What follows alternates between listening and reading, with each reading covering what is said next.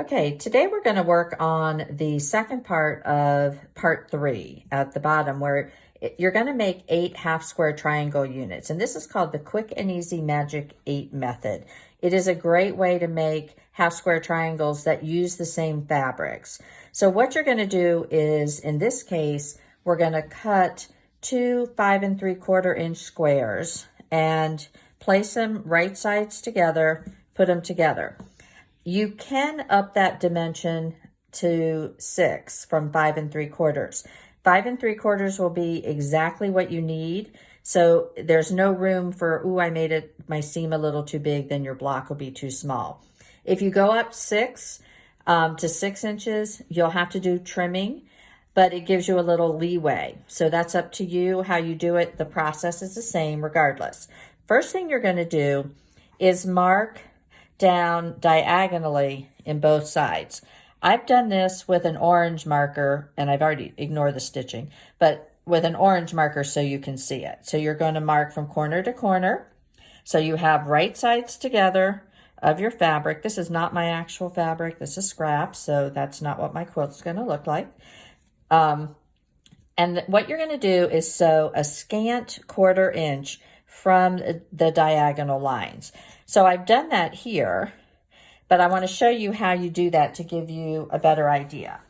So when you sew a scant 1/4 inch, instead of lining up on the edge of your foot or whatever you mark with, you're going to go over a little. And what that does is make your seam a little smaller, hence scant. And you're going to sew all the way down, keeping that 1/4 inch a little scant. And what this does is give you a little bit of leeway when you put that together. So you're going to go ahead and do that on both sides of the line and on both sides of the other line. So here we are, magic. Both sides are done. So you see the orange lines. I've sewn a scant 1/4 inch on either side. And if I were to measure this, instead of this being a 1/2 inch, a 1/4 inch on either side, you can see it's a little smaller than it would normally be. And once you do that, you are going to do something that seems a little counterintuitive, but you're going to cut this piece in half and in half again. So this was 5 3/4 inches, so half is 2 7/8.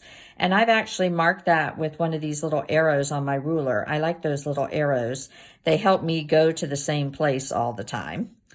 And you can also use your indicators here where you're stitching cross. So I know this seems odd, but trust me, it works. You're going to do that. Then you can turn this. You can cut it on a little rotating mat if you have one of those and you like that. Again, I'm using my arrow to see where my 2 7/8 is. I'm lining that up. I'm checking here, and I cut it here. This next set of cuts is going to be on those lines that you drew. And obviously, you don't necessarily need to use orange or something bright like that. I did that for visual impact. I usually use just a pencil to mark unless I really can't see on my fabric for, if it's a real dark fabric. So you're going to do this to all 4 of these. And when you're done, you'll have 8 half square triangles.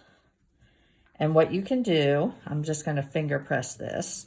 So depending on if you use 6 inches to start with, or if you used 5 3/4, you're going to measure this down to 2 1/2. Now, because we went scant, you can see that on the 2 1/2 mark, 1 2 1/2, I'm a little over, which I like to trim. So obviously, if you sewed not scant and you did it with 5 3/4, it would be exactly the same size.